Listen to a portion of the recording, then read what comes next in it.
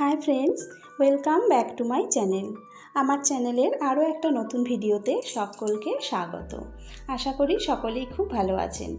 আজ আমি একদম অনুষ্ঠান বাড়ির স্বাদের মতন নিরামিষ কাশ্মীরি আলুর দম নিয়ে হাজির হয়ে গেছি। চলুন দেখে নেওয়া যাক আমার আজকের এই রেসিপিটা আমি কিভাবে তৈরি করেছি। আমার পরিবারের সদস্য হয়ে আমার পাশে থাকার জন্য প্লিজ আমার চ্যানেলটা সাবস্ক্রাইব করে বেল আইকনটা প্রেস করে নেবেন। আমি এখানে 800 গ্রাম ছোট ছোট সাইজের আলু নিয়েছি। খুব ছোট সাইজ নিইনি, মাঝারি সাইজের। আলুগুলো হাফ চা চামচ নুন দিয়ে খোসা শুদ্ধ সেদ্ধ করে নিয়েছি, তারপর খোসা ছাড়িয়ে নিয়েছি। আলুতে নুন দিয়ে খোসা শুদ্ধ সেদ্ধ করার পর একদম ঠান্ডা করে তারপর খোসা ছাড়াবেন, দেখবেন খুব তাড়াতাড়ি খোসা ছাড়ানো হয়ে যায়। এর মধ্যে দিয়ে দিলাম সামান্য একটু নুন। যেহেতু আমি নুন দিয়ে সেদ্ধ করেছি তাই সামান্য পরিমাণে নুন দিলাম। আর দিয়ে দিলাম 1/4 চা চামচ হলুদ গুঁড়ো। দিয়ে দেব 1 চিমটে ইয়েলো ফুড কালার। এটা অপশনাল, আপনারা যদি পছন্দ না করেন সেক্ষেত্রে হলুদের পরিমাণটা আরেকটু বাড়িয়ে দিতে পারেন। এবার সব কিছু ভালো করে মিশিয়ে নেব। ফুড কালারের দেওয়ার ফলে আলুর মধ্যে খুব সুন্দর একটা রং আসবে। এবার 5 মিনিটের জন্য রেখে দেব।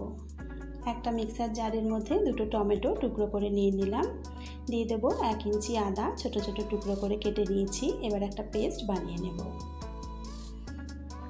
গ্যাসে কড়া গরম করে দিয়ে দিলাম 2 টেবিল চামচ তেল। তেলটা ভালোভাবে গরম হয়ে গেলে এর মধ্যে দিয়ে দেব আলুগুলো।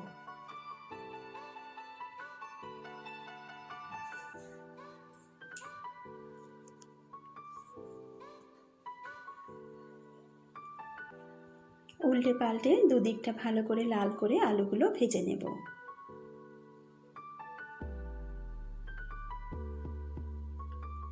আলু লাল করে ভেজে নিয়েছি, এবার আলুগুলো তুলে নেব।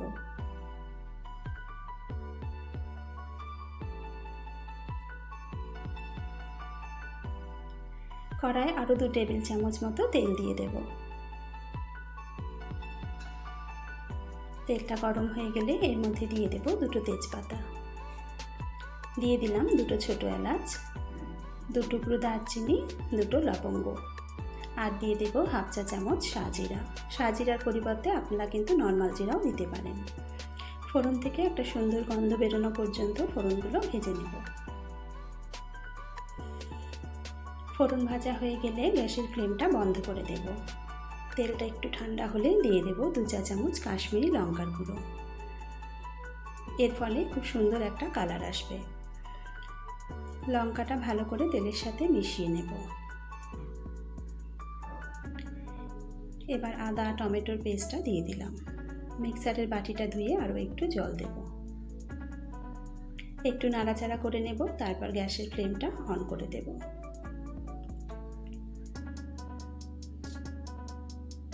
মিডিয়াম ফ্লেমে বেশ কিছুটা সময় নিয়ে মশলাটা কষিয়ে নেব। টমেটো সেদ্ধ হতে একটু সময় লাগে, তাই কিন্তু বেশ কিছুক্ষণ সময় নিয়ে মশলাটা ভালো করে কষাতে হবে। মশলা কষাতে কষাতে যখন দেখব টমেটোটা আস্তে আস্তে দানা দানা মতন হয়ে যাচ্ছে, বুঝতে হবে আমাদের টমেটো কষানো হয়ে গেছে। আমাদের টমেটোটা অনেকটা কষানো হয়ে গেছে। এবার একটা মশলা তৈরি করে নেব। একটা বাটিতে নিয়ে নিয়েছি 1/4 কাপ টক দই। এর মধ্যে দিয়ে দিলাম হাফ চা চামচ হলুদ গুঁড়ো, হাফ চা চামচ জিরে গুঁড়ো, হাফ চা চামচ দিয়ে দেব ধনে গুঁড়ো, দিয়ে দেব 1 চা চামচ লঙ্কার গুঁড়ো। ঝালটা কিন্তু অবশ্যই আপনারা স্বাদ অনুযায়ী দিয়ে নেবেন। দিয়ে দেব স্বাদ মতো নুন। আর দিয়ে দিলাম 1 চা চামচ চিনি। আমি চিনিটা একটু বেশি দিলাম, আপনারা আপনাদের স্বাদ অনুযায়ী দিয়ে নেবেন। এবার দইয়ের সাথে সব কিছু ভালো করে মিশিয়ে নেব।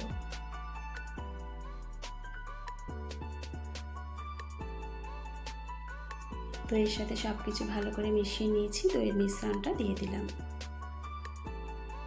বাটিটা ধুয়ে আরও একটু জল দিলাম।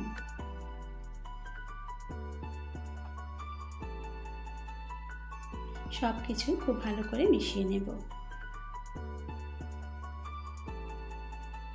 মিডিয়াম ফ্লেমে 2-3 মিনিট সময় নিয়ে মশলাটা ভালো করে কষিয়ে নেব।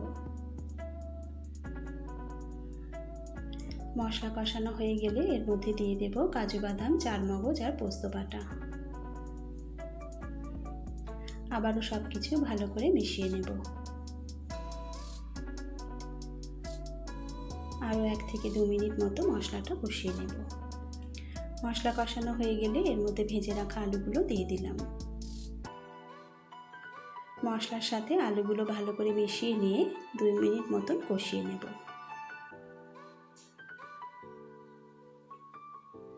এবার দিয়ে দেব গরম জল।